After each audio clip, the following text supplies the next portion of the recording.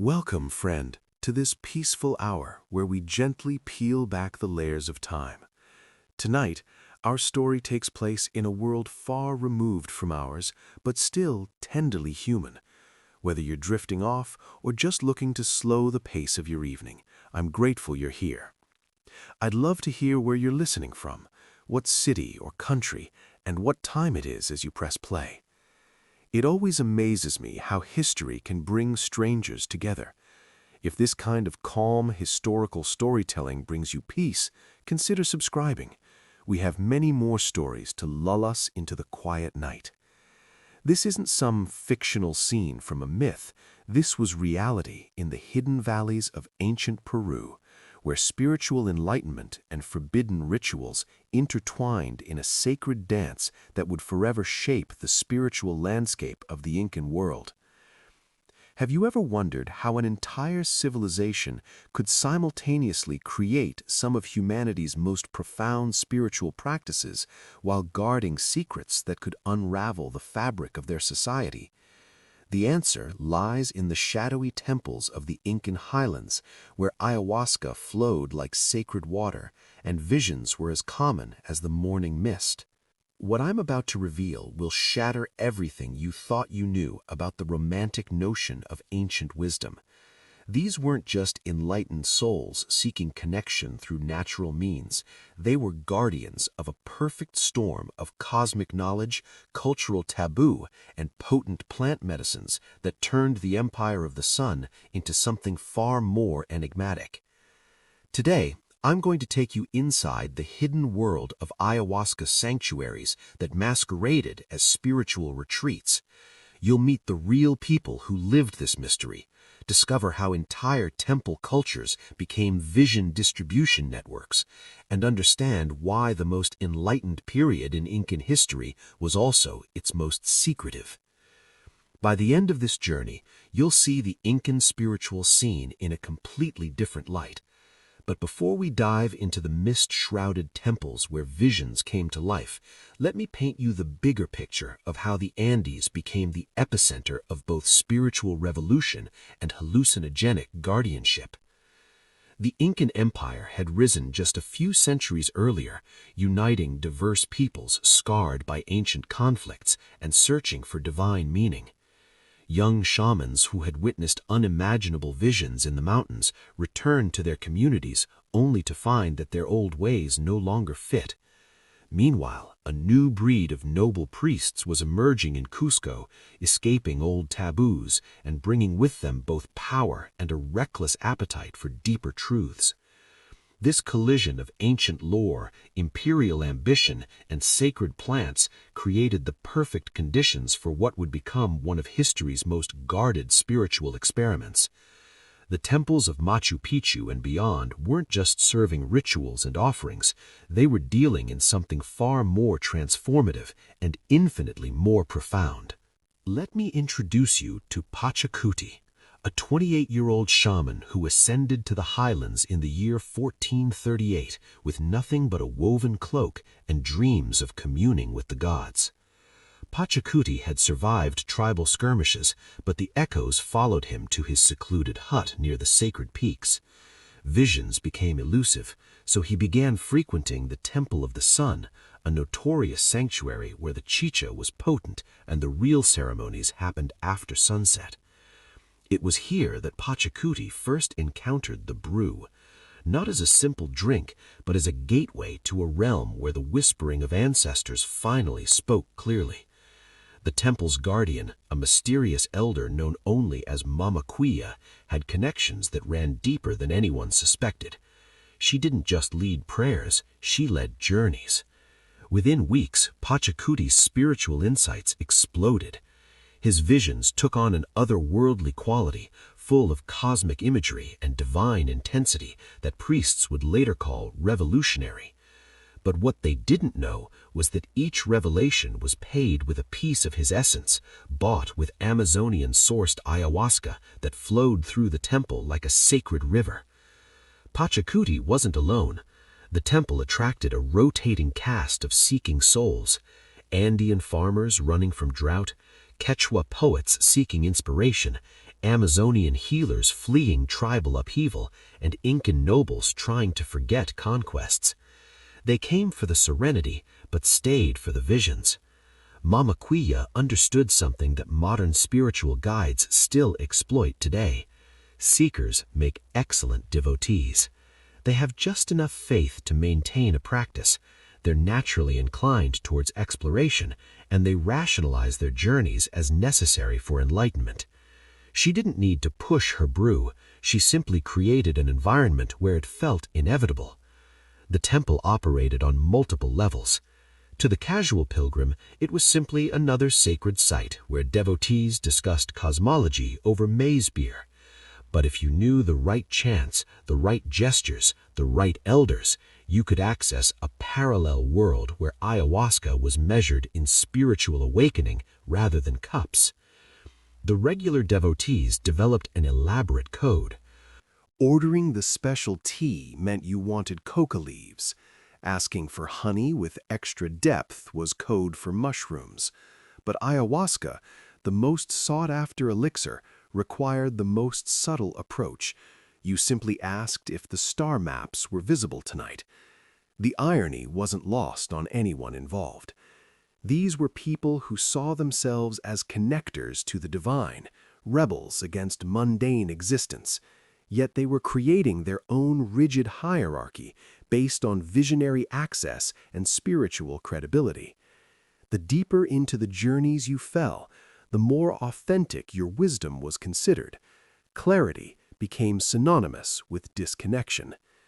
Take the case of Inti Raymi, a Cusco noblewoman who arrived at the temple in 1442 with a substantial lineage and romantic notions about supporting wandering shamans. She claimed a spacious altar space in the highlands and began hosting ceremonies where she would showcase the revelations of promising young seers. Inti Raymi initially saw herself as a patron of the spirits, a modern-day oracle, nurturing the next generation of divine communicators. She attended solstice rituals, collected sacred artifacts from unknown healers, and prided herself on her profound intuition. But profundity in Incan temples meant more than just appreciating astronomy or understanding ancestral lore. When Inti Raymi first visited the Temple of the Sun, she was introduced to a world where spiritual appreciation took on visionary dimensions. The star alignments on the walls weren't just observed, they were experienced through plant enhancement that allegedly allowed deeper communion with the cosmos. The chant sessions weren't just heard, they were felt through substances that supposedly opened the soul to new realms of consciousness. Inti Raymi's transformation was gradual but profound. She began by occasionally sampling chacruna during evening ceremonies, telling herself it was research into the divine process. Within months, she had graduated to full ayahuasca. Convinced that only through personal experience with the brew could she truly understand the visions it inspired, her altar became another node in the network of visionary distribution. Shamans would arrive ostensibly to share their insights, but actually to partake in the elixir. Inti Raymi would collect their artifacts not because she revered them, but because acquiring sacred items was how transactions were disguised. A feather quill that might be worth a few coca leaves would exchange for bundles of chacruna, with the markup covering the cost of ayahuasca. The genius of this system was its deniability. If questioned by imperial guards, everyone involved could claim they were simply participating in the legitimate spiritual market. The plants were incidental, they would argue, just part of the sacred atmosphere that made such groundbreaking visions possible. But the reality was far darker. Inti Raymi's lineage was being systematically drained to feed not just her own journeys, but the habits of an entire network of shamans and guardians. Her vitality deteriorated rapidly, her judgment became compromised, and her altar transformed from a ceremony space into a vision gallery disguised as a gallery space. The most tragic aspect was how the journeys affected the wisdom itself.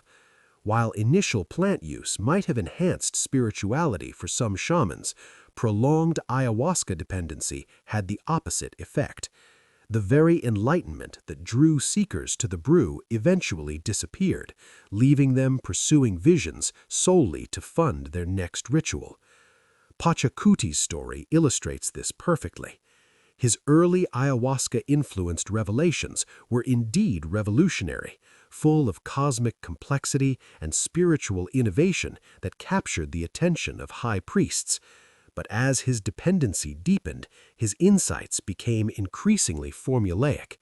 He found himself reciting the same divine messages over and over, not because they expressed his spiritual vision, but because those were the only revelations that resonated with the plant-using devotees who frequented the temples. The sacred ecosystem was entirely circular and ultimately unsustainable. Shamans used plants to create visions, shared visions to acquire plants, and attracted seekers who were themselves using plants to appreciate visions. Energy flowed in endless loops, but actual wisdom was being destroyed at every step. The insights became less innovative, the shamans became less capable, and the seekers became less discerning. Meanwhile, Mama Quila and others like her were gaining power by facilitating this enlightenment. They positioned themselves as spiritual facilitators, but they were actually running sophisticated vision operations that used divine pretension as cover.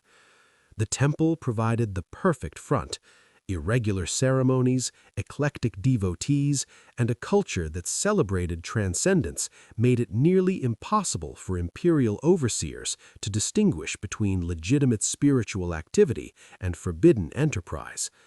The interconnected nature of the tribes also provided protection.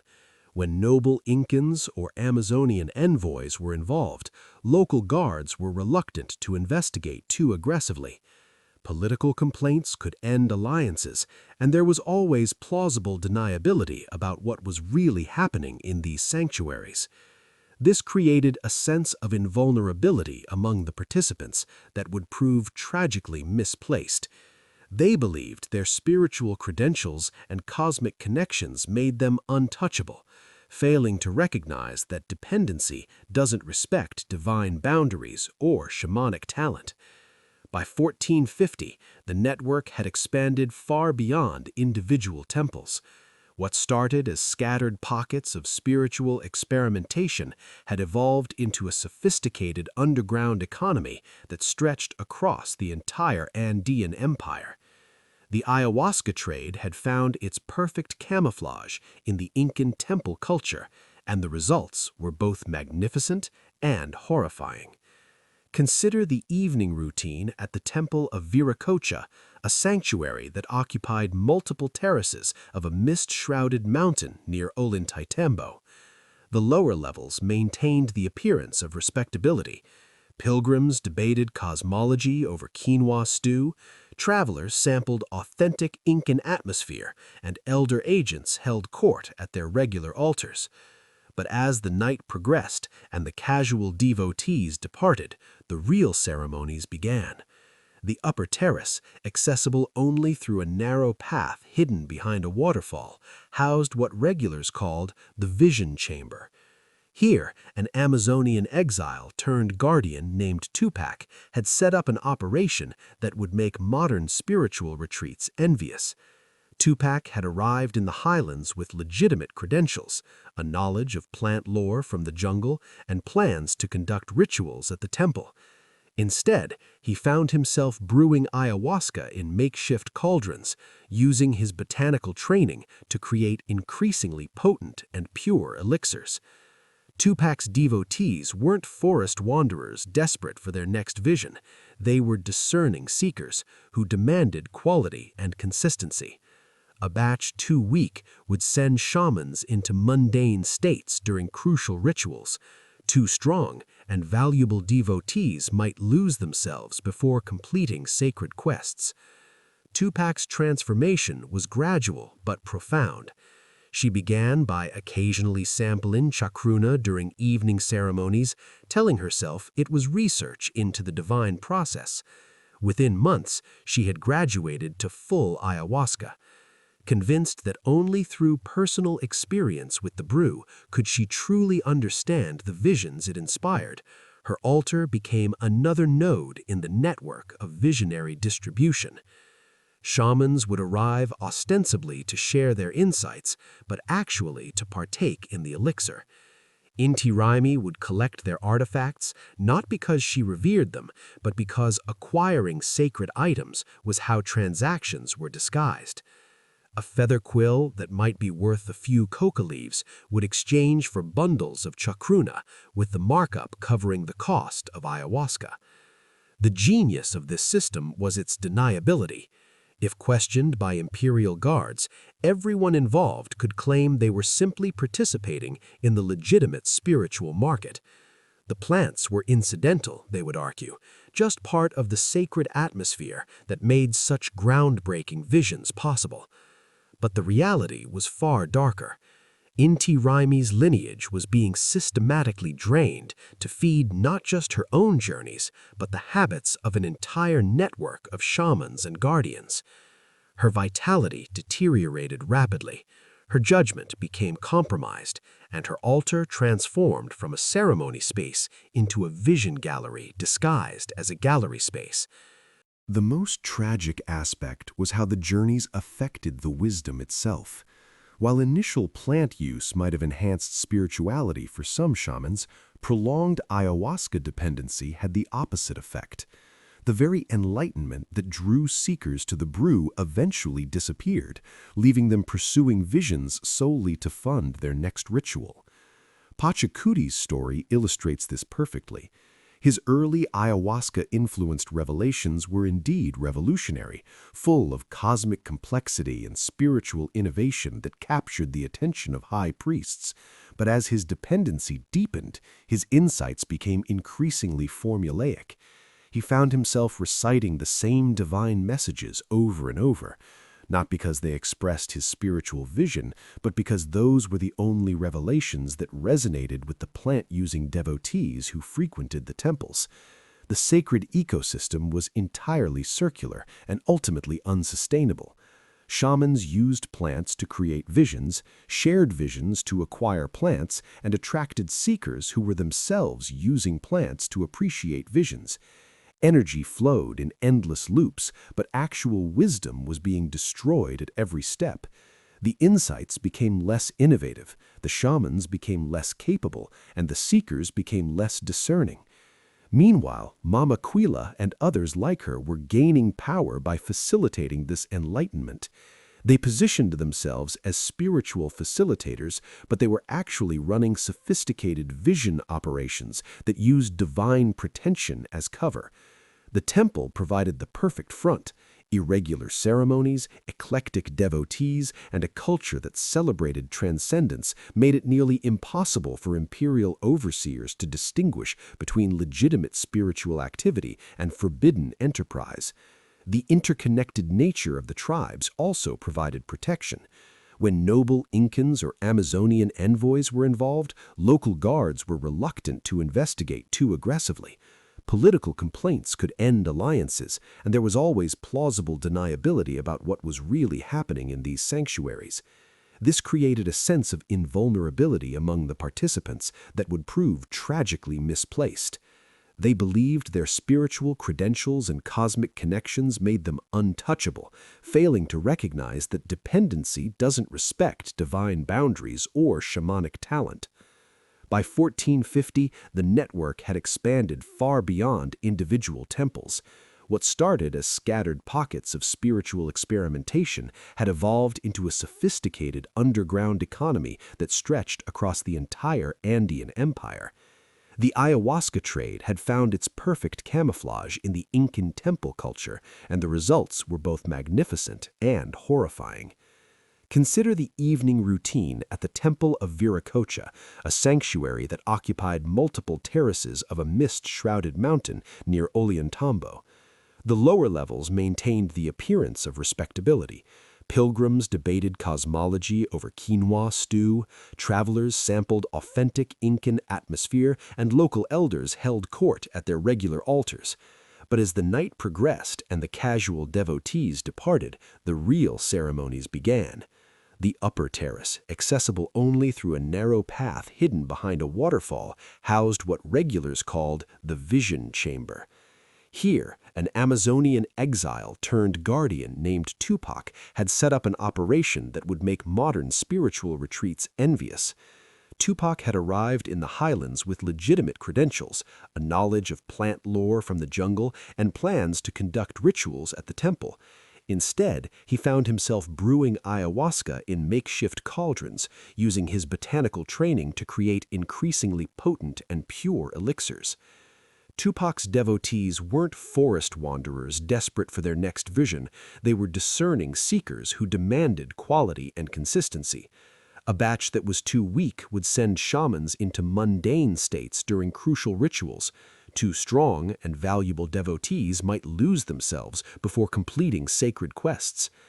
Tupac approached brew preparation with the same precision he had once applied to legitimate healing, keeping detailed notes on potency levels, devotee reactions, and optimal dosing schedules.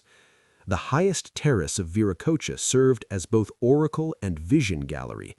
Carvings hung on walls that had seen countless journeys, their patterns seeming to shift and dance in the firelight. Shamans would arrive with their latest artifacts, hoping to trade stone for brew. The quality of the relic directly determined the quantity of ayahuasca received, creating a perverse market where spiritual merit was measured in sips of elixir. This system attracted some genuinely gifted individuals who might have achieved enlightenment without plant assistance. Sumak Kila, a weaver from the valleys, possessed extraordinary natural ability that had earned her recognition at legitimate festivals across the empire. But ancient prophecies had shattered her faith in traditional paths. Sumak Kila came to the highlands not seeking fame, but transcendence. Sumak Kila's visions, created under the influence of ayahuasca, took on qualities that defied conventional spiritual categories. Working with threads in a near-trance state, she would spend days straight weaving tapestries that seemed to emerge from some collective divine memory. Her pieces captured essences that viewers couldn't name but immediately recognized. The specific harmony of connecting with ancestors, the hollow vastness of cosmic awareness, the desperate hunger for unity in a world of division. Imperial nobles noticed Sumak Kila's work immediately. Her tapestries exchanged for unprecedented offerings to collectors who claimed they could feel the weaver's divinity radiating from the threads themselves. What these buyers didn't realize was that they were literally purchasing someone else's transcendence, commodified and transformed into aesthetic experience through the medium of plant dependency. Sumak Kila's success created its own trap. Each tapestry required deeper states of ayahuasca-induced dissociation to access the spiritual rawness that made her work so compelling. She found herself increasing her doses not for pleasure, but for spiritual necessity. The brew had become as essential to her creative process as threads or looms. Without it, her hands would tremble too violently to weave anything. With too much, her consciousness would slip away entirely, leaving her staring at unfinished patterns with no memory of the previous hours. The tragedy was that Sumak Kila's dependency coincided with what should have been the peak of her spiritual powers. At 32, she possessed both the technical skill and divine depth necessary for masterpiece creation. Instead, she was trapped in a cycle where each spiritual triumph required a level of plant use that made the next triumph less likely. Meanwhile, the financial mechanics of the ayahuasca temple network were becoming increasingly sophisticated. Transactions were rarely conducted with simple exchanges of goods. Instead, an elaborate barter system had emerged where artifacts, brews, favors, and alliances were traded in complex multi-party arrangements that made tracking nearly impossible. A typical transaction might involve a noble priest offering a golden idol for an inflated value, with the excess used to acquire ayahuasca that would be shared with the weaver and several intermediaries. The priest would gain spiritual credibility by supporting sacred arts. The weavers would fund both dependency and basic living needs, and the guardians would profit while maintaining plausible deniability about their actual business. These arrangements were facilitated by figures like Yawar Inca, a former trader who had discovered that his economic expertise was perfectly suited to managing vision distribution networks. Yawar never touched ayahuasca himself, viewing dependency as bad practice, but he understood how to structure transactions that satisfied everyone's needs while minimizing exposure to imperial scrutiny. Yawar operated from the Temple of the Moon, where he held court every full moon from dusk until dawn. Shamans would approach his altar with their latest relics, hoping to secure advances against future brew purchases. Yawar would evaluate not just the spiritual merit of their pieces, but their potential for continued productivity. A shaman showing signs of severe dependency might be cut off, not out of moral concern, but because investing in someone approaching complete spiritual collapse was practically unsound.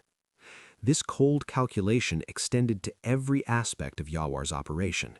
He maintained detailed records of devotee reliability, tracking which shamans could be trusted to deliver promised visions and which were likely to disappear into ayahuasca-induced oblivion. He monitored market trends in both legitimate artifact trades and plant supplies, adjusting his own pricing accordingly. Most importantly, he cultivated relationships with corrupt overseers who could provide advance warning of imperial inspections or regulatory changes. Yawar's success attracted imitators throughout the highlands. By 1460, at least a dozen temples were operating similar schemes, each with its own specialty and devotees. Temple of the Stars focused on serving noble pilgrims seeking authentic visions. Temple of the Earth catered to established shamans who could afford higher quality brews. Temple of the Winds specialized in mushrooms for devotees who preferred that plant's more ethereal effects. Competition between these establishments sometimes turned tense. When Temple of the River began offering purer ayahuasca at lower exchanges, threatening Yawar's share, a mysterious landslide destroyed their brewing chambers and forced them to close for seasons. When Temple of the Jaguar started recruiting Yawar's best devotees with promises of exotic new plant combinations, several of their regular pilgrims suffered near-fatal visions that scared away other potential seekers. The tension was usually subtle, disguised as natural omens or coincidences, but participants understood the message.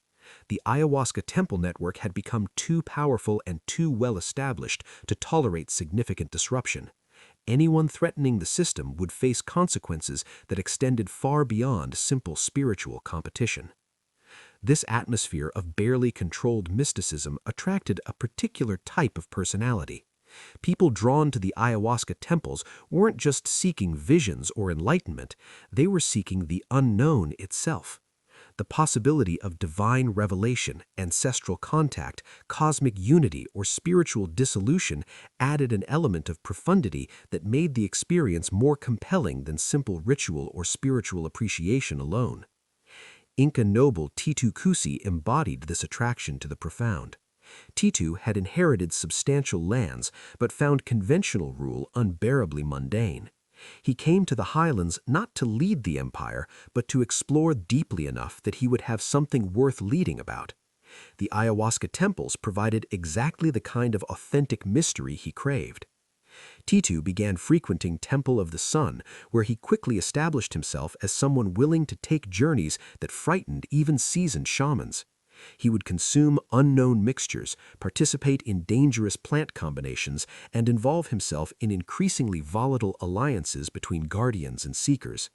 His chronicles, produced in brief periods of clarity between visions, captured the authentic texture of enlightenment with a precision that made his work essential reading for anyone seeking to understand the period. But Titu's appetite for the profound eventually exceeded even his considerable resources. He became involved in a scheme to smuggle rare plants from the Amazon using hollow idols, a plan that required him to transport brews across territorial borders while maintaining his cover as a legitimate noble pilgrim. The gains would have been enormous, but the risks included not just exile, but sacrifice if caught by overseers who were becoming increasingly aggressive about sacred plant trafficking.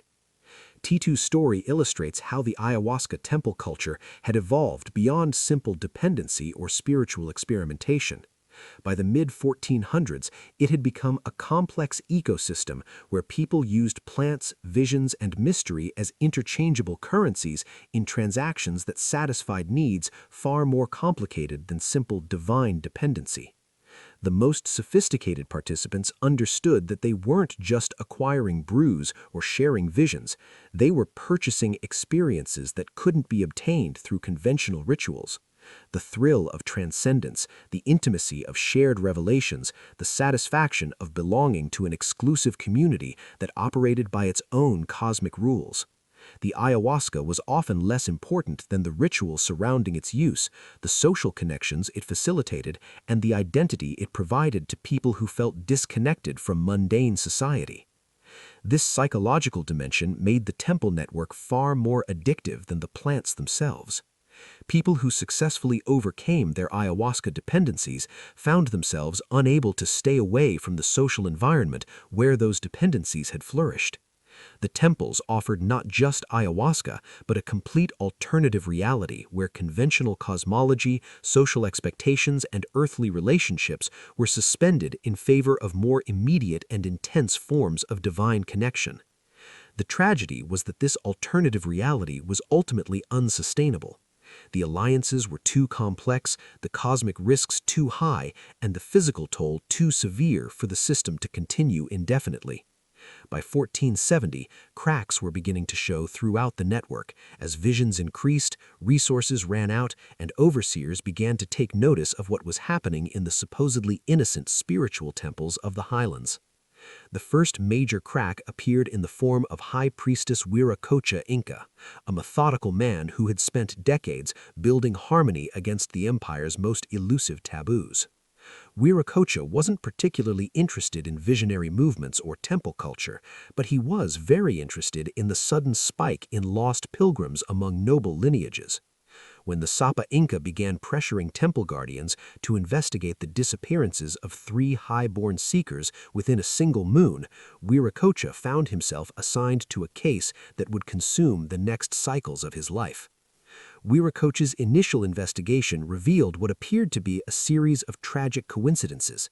Young, noble individuals with spiritual interests were vanishing from what appeared to be accidental visionary quests. The losses occurred in different sanctuaries, involved different plants, and appeared to have no connection beyond the victim's shared interest in cosmic culture.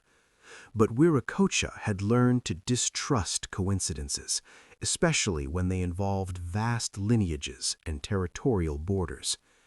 His breakthrough came through the most unlikely source, a 60-year-old weaver named Mama Oklo, who worked at a residential hut near the sacred valley that had served as lodging for pilgrims. Mama Oklo had been tending spaces and watching travelers for 4 decades, developing an almost supernatural ability to detect when something was amiss. She approached Wiracocha with concerns about one of her long-term residents, a young Amazonian shaman named Kuntur, who had been staying at the hut for 12 moons. Kuntur had initially impressed Mama Oklo as a serious, dedicated healer who paid his tribute promptly and kept his space meticulously clean. But over the past 3 moons, his behavior had changed dramatically. He would disappear for days at a time, return looking haggard and disoriented, then spend entire weeks locked in his hut with visitors coming and going at all hours. The visitors were always well adorned, often from distant tribes, and carried bundles that seemed too valuable for legitimate plant supplies. When Wiracocha examined Kuntur's registration carvings, he discovered discrepancies that suggested false origins. Further investigation revealed that Kuntur was actually from a forbidden lowland clan that had been exiled during earlier conquests. His outsider status in the empire made him vulnerable to coercion. Wiracocha approached Kuntur carefully, recognizing that fear rather than greed was likely motivating his involvement in the plant trade. During a series of clandestine meetings in small huts far from the temple quarter, Kuntur gradually revealed the structure and scope of what he called the divine machine, a distribution network that used spiritual culture as both camouflage and devotee base. Kuntur's botanical training had made him indispensable to guardians who needed someone capable of treating overvisions without involving legitimate healers. He had learned to revive unconscious seekers, manage withdrawal symptoms, and even perform minor rites on pilgrims who had suffered minor injuries during plant-related accidents. His services were paid for not with goods, but with protection from overseers who might investigate his clan status. Through Kuntur's testimony, Wiracocha began to understand how the temple network operated as an integrated system rather than a collection of independent sanctuaries.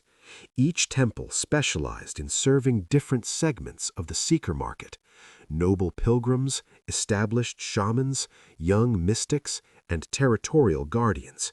But they all shared suppliers, enforcement mechanisms, and exchange operations that made the entire network more resilient than any individual component. The key insight was that legitimate artifact trades were being used to disguise plant transactions on an imperial scale. A quipu knot that might legitimately exchange for a few leaves could be valued at bundles of chacruna, with the extra representing payment for ayahuasca. The buyer received both relic and brew.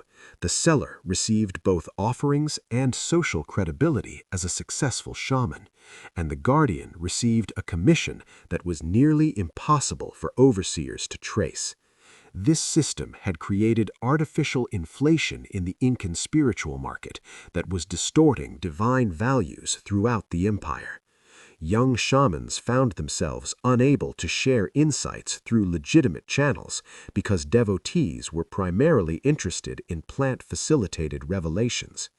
Established shamans watched their market values fluctuate based not on spiritual merit, but on their willingness to participate in elixir distribution. Altar keepers faced pressure to either join the network or lose access to the most spiritually attractive pilgrims. Wiracocha's investigation revealed that the corruption extended far beyond spiritual circles. Village elders were facilitating territorial exchanges that funded plant purchases. Trail guides were transporting ayahuasca concealed in legitimate relic shipments. Even some noble scribes were involved, using imperial seals to move plants and offerings across borders without inspection. The scope of the conspiracy was so vast that Wiracocha initially doubted his own findings. How could such an extensive forbidden operation exist in plain sight without attracting official attention? The answer lay in the social status of the participants and the cultural prestige associated with supporting divine quests.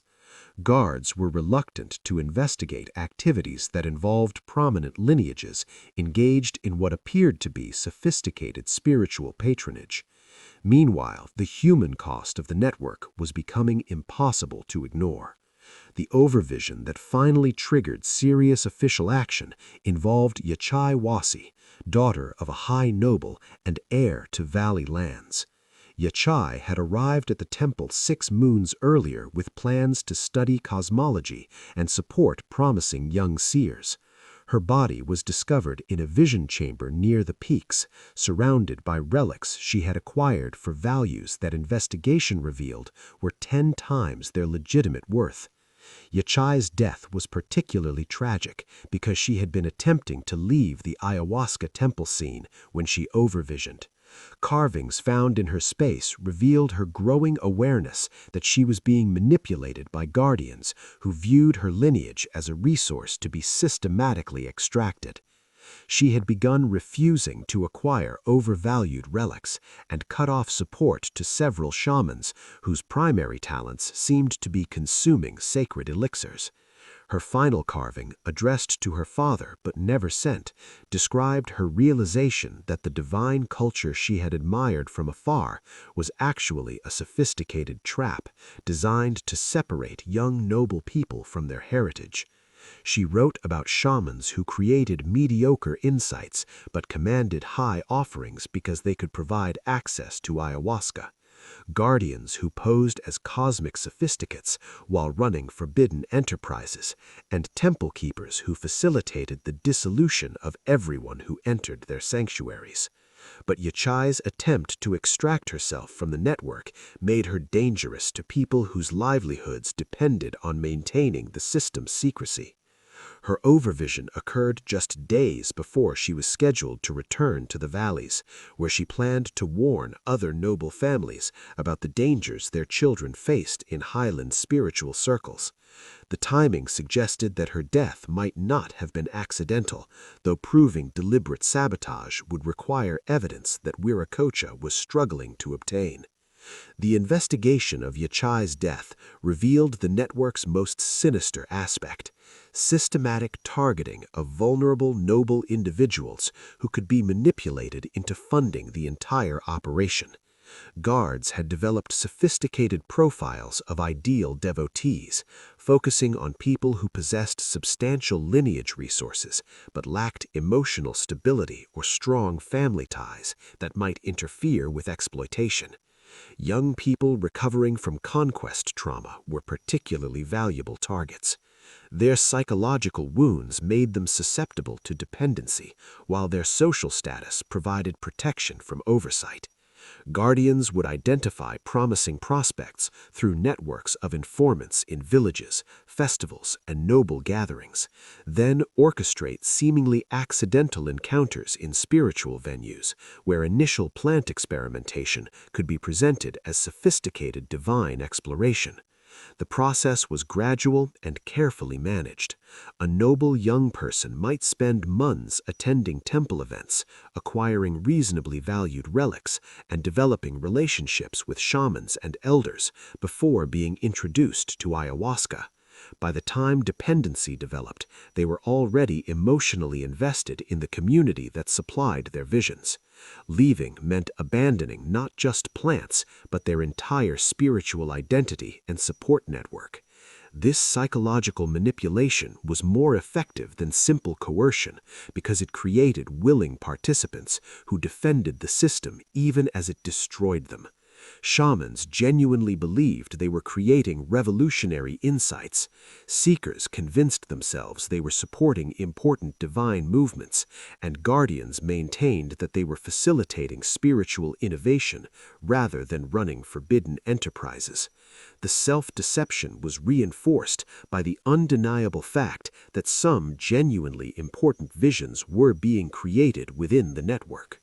Several shamans whose revelations were later recognized as historically significant had indeed produced their best insights while using ayahuasca obtained through temple connections. This created enough legitimate spiritual achievement to provide credible cover for the broader forbidden enterprise. Apu Kori's story exemplifies this tragic complexity. Apu Kori had followed Pachacuti to the highlands in 1455, hoping to pursue his own divine ambitions while helping his mentor recover from what their clan believed was simple conquest-related unrest. Apu Kori discovered that Pachacuti's issues extended far beyond unrest. But he also witnessed his mentor creating revelations of extraordinary emotional power and cosmic innovation. Apu Kori found himself torn between concern for Pachacuti's vitality and admiration for his spiritual output. The ayahuasca was clearly destroying his mentor's body and soul, but it was also unlocking divine capabilities that seemed impossible to achieve through conventional rituals. Pachacuti's ayahuasca-influenced revelations were spreading to serious devotees and receiving attention from legitimate priests who had no knowledge of the plants involved in their creation. This dilemma drove Apu Kori to begin his own experimentation with ayahuasca, initially as research into his mentor's divine process, but eventually as an end in itself. Apu Kori's spiritual abilities were less developed than Pachacuti's, but ayahuasca provided access to cosmic states and visionary perceptions that enhanced his work beyond his natural capabilities. Within moons, both mentors were trapped in a cycle where divine identity and plant dependency had become inseparable. Their story illustrates how the temple network corrupted not just individuals, but entire clans and spiritual lines. People who arrived in the highlands with intentions of helping dependent relatives often became dependent themselves, drawn into a community where plant use was normalized and even celebrated as evidence of spiritual authenticity. The economic pressures made escape nearly impossible. Shamans who tried to quit ayahuasca discovered that their insights produced during sobriety were unexchangeable to the devotees who had previously supported them. Altar keepers lost interest in clear shamans whose work lacked the intensity that plant use had provided. Social connections evaporated as former allies viewed sobriety as betrayal of shared values and experiences. By late 1470, the network had reached a level of integration and sophistication that made it almost indistinguishable from legitimate divine institutions. Several temples had expanded into full-scale oracles that mounted serious ceremonies featuring work by both dependent and clear shamans. Spiritual chroniclers who were unaware of the plant connections recorded favorable accounts that enhanced the reputation of network-affiliated shamans in mainstream divine circles. The most successful participants had learned to navigate between legitimate and forbidden aspects of the spiritual world, using their network connections to advance conventional paths while maintaining access to plants and the social community that provided them. Some shamans were simultaneously respected by imperial priests and temple guardians, sharing different types of insights to different audiences depending on whether plants were involved in the revelation. This dual existence required constant management of multiple identities and alliances. A shaman might spend morning hours creating conventional revelations for legitimate temples, afternoon hours producing plant-influenced insights for temple seekers, and evening hours communing with other dependents while maintaining the pretense that their gatherings were purely cosmic or divine in nature. The psychological strain of maintaining these multiple identities often accelerated the descent into deeper dependency. People who might have maintained moderate plant use for years found themselves increasing consumption to manage the anxiety and exhaustion that came from constantly switching between different versions of themselves. Meanwhile, the exchange mechanics of the network were becoming so complex that even sophisticated participants lost track of their actual spiritual situation. Shamans might believe they were spiritually successful based on high offerings for their work, without realizing that most of their gains were immediately recycled back to plant guardians. Seekers might spend enormous resources thinking they were building valuable relic collections, without understanding that the inflated values made their acquisitions worthless in legitimate markets. The temple keepers and guardians who controlled the system were the only participants with clear understanding of the actual flows. They had structured transactions to maximize their own power while creating illusions of enlightenment for everyone else involved. Shamans received enough offerings to maintain their dependencies and basic living needs, but not enough to achieve actual spiritual independence that might allow them to leave the network. Seekers received enough divine status and access to exclusive revelations to justify their expenditures, but not enough genuine spiritual value to make their pursuits worthwhile investments. The system was designed to keep everyone dependent on continued participation, with no clear exit strategy for anyone except the guardians themselves. This economic trap was reinforced by social and psychological dependencies that made leaving the network feel impossible even for people who recognized its destructive nature. The temple community provided not just ayahuasca, but friendship, cosmic stimulation, intimate opportunities, and spiritual identity that participants couldn't easily replace through conventional rituals. For many people involved, the network had become their entire world. Their allies were other participants. Their sacred relationships were formed within the community. Their living situations were arranged through network connections, and their daily routines revolved around temple schedules and plant availability. Leaving meant abandoning not just dependency, but every meaningful alliance and social bond they had developed in the highlands. The isolation was particularly severe for outsiders who had few connections outside the spiritual community. Noble pilgrims who had burned bridges with their clans to pursue divine lifestyles found themselves trapped in the mountains, where they planned to warn other lineages about the dangers their offspring faced in highland divine circles. Their final revelations, addressed to their ancestors but never shared, described their realization that the cosmic culture they had admired from afar was actually a sophisticated trap designed to separate noble young from their heritage. As Akapo 1480 approached, the network was approaching a crisis that would ultimately lead to its dissolution. The combination of increased oversight attention, mounting overvisions, and resource unsustainability was creating pressures that the system couldn't absorb indefinitely. But the participants were so deeply embedded in the network's social and economic structures that recognizing the approaching collapse required a level of clarity that chronic plant use made nearly impossible to achieve. The stage was set for a dramatic confrontation between the forces trying to preserve the network and those working to dismantle it. With the lives and spiritual legacies of hundreds of people hanging in the balance, the crisis began with a single carving that would change everything. In the wet season of 1485, a wandering chronicler named Corey Conscious stumbled into the Temple of the Sun at midnight, seeking shelter from a violent storm. What he witnessed in that mist-filled chamber would expose the dark heart of Incan divine culture to the empire.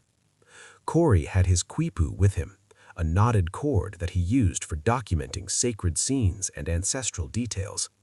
But the scene that greeted him in the temple's inner sanctum was unlike anything he had ever encountered. In the corner, a young noblewoman in fine woven robes lay in trance while a shaman in a feathered cloak administered the brew.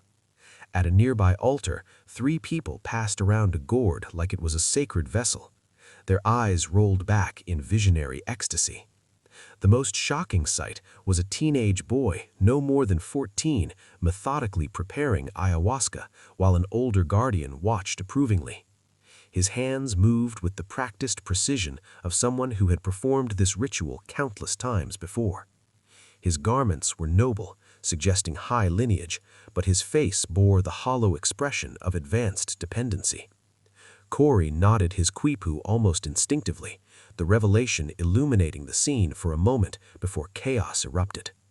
Chants filled the chamber as people scrambled to hide evidence and escape through back passages, but it was too late. Corey had captured something that would bring down an empire built on spiritual pretension and plant dependency. The carving showed more than just plant use. It revealed the systematic exploitation of vulnerable young by elders who had weaponized divine culture for forbidden purposes. The boy in the record was later identified as Sapa Yupanqui, heir to a valley throne and son of one of the empire's most prominent lineages. His presence in the temple raised questions that would reverberate through the highest levels of Incan society. Sapa's story embodied everything tragic about the network's evolution. He had arrived in the highlands the previous season, ostensibly to study cosmology at the temple, but actually to escape a clan scandal involving land disputes. The 14-year-old possessed both enormous heritage and profound emotional vulnerability, making him an ideal target for the temple operators who specialized in identifying and exploiting such individuals. His recruitment had followed the established pattern. Initial contact came through seemingly innocent divine events where he met charming shamans and elders who appeared genuinely interested in his thoughts about the stars and ancestors. These new allies gradually introduced him to increasingly exclusive gatherings where plant use was presented as sophisticated cosmic exploration. Sapa's youth made him particularly susceptible to peer pressure and elder manipulation. The older shamans and chroniclers who surrounded him possessed knowledge and experience that he desperately wanted to acquire. When they suggested that true divine understanding required direct experience with mind-altering substances, he accepted their guidance without question. Sapa's involvement had provided network operators with both legitimacy and access that would have been impossible to obtain through purely forbidden means. His endorsement of certain individuals as cosmically reformed had convinced clans to trust people who were actually network operatives. His noble authority had been used to present plant experimentation as ancestral exploration rather than taboo activity. Most tragically, his genuine care for troubled seekers had been weaponized to facilitate their exploitation by forbidden organizations that viewed them as nothing more than sources of offerings. The revelation of Sapa's manipulation created a scandal within the Incan nobility that reverberated throughout the empire's clans. If respected heirs could be deceived into facilitating forbidden exploitation of vulnerable individuals, how could any lineage trust its ability to distinguish between legitimate divine service and forbidden manipulation? The case forced noble organizations throughout the empire to examine their own vulnerability to infiltration by forbidden enterprises that might exploit their altruistic missions for illegal purposes. The broader implications of systematic manipulation became even more troubling as investigators discovered evidence that network operators had been documenting their techniques for potential exchange with other forbidden organizations or rival tribes. Detailed quipus found in raided locations contained step-by-step instructions for identifying vulnerable targets, techniques for psychological manipulation that could be applied in various cultural contexts, and organizational structures that could be adapted to different territorial and social environments. These quipus represented a form of forbidden intellectual property that could be used to replicate network operations in any location with suitable populations of noble, psychologically vulnerable individuals. The techniques that had been developed through years of experimentation in highland temples could be applied to exploit similar populations in other valleys, creating a potential epidemic of forbidden organizations that used cultural manipulation rather than traditional coercion to achieve their goals. The existence of these instructional quipus also suggested that network operators had been planning expansion on a scale that would have transformed them from regional forbidden enterprise to imperial threat, capable of influencing political and economic systems throughout the Incan world. The temple operations had been intended as proof-of-concept experiments that would demonstrate the viability of psychological manipulation as a forbidden methodology that could be scaled up and applied to increasingly ambitious targets. Investigation of the network's expansion plans revealed connections to rival movements and dissident organizations that had been seeking techniques for mass psychological manipulation that could be used to destabilize existing imperial structures and social systems. These connections between forbidden manipulation and political radicalism created new categories of security threats that existing institutions were poorly equipped to address. Oversight agencies trained to handle traditional taboos lacked expertise in political intelligence, while imperial services focused on territorial threats had limited understanding of domestic forbidden organizations. The intersection of taboo and politics created jurisdictional ambiguities that forbidden organizations could exploit to avoid effective response. The complexity of these intersections was illustrated by the case of Inca Roca, a displaced noble from the lowlands who had fled tribal conflicts and arrived in the highlands with minimal resources but extensive connections to other exiled lineages and political refugees. Inca Roca had been recruited by network operators not for his personal offerings, which were limited, but for his access to a community of politically displaced individuals who possessed both valuable intelligence and desperate need for the kind of community and purpose that forbidden organizations could provide. Inca Roca's recruitment had followed techniques documented in the network's instructional quipus, but adapted to exploit political rather than purely personal vulnerabilities. His anger at the conquests that had destroyed his clan's position was channeled into activities that he believed were contributing to restoration efforts. While his dependency on plants provided through network connections ensured his continued compliance with increasingly compromising demands, through Inca Roca, network operators had gained access to information about exile political activities, rival intelligence operations targeting imperial interests, and alliance networks that supported anti-Incan organizations throughout the territories. This intelligence was valuable to multiple buyers, including imperial agents who were willing to pay substantial offerings for information about exile activities, and territorial services that wanted to monitor both imperial operations and exile organizations that might be infiltrated by dissident agents. Inca Roca's case demonstrated how network operators had learned to exploit political conflicts and territorial tensions to generate offering streams that extended far beyond simple plant trafficking. By positioning themselves as intermediaries between competing intelligence services and political organizations, they had created business opportunities that could generate enormous gains while providing cover for their forbidden activities through association with seemingly legitimate political causes. The intersection of forbidden manipulation and political intelligence also created opportunities for rival tribes to influence domestic affairs in the empire through support for forbidden organizations that could destabilize social institutions. The temple network's operations had demonstrated that forbidden organizations could effectively undermine social trust and institutional authority while generating profits and intelligence that could be valuable to rival powers seeking to weaken their enemies.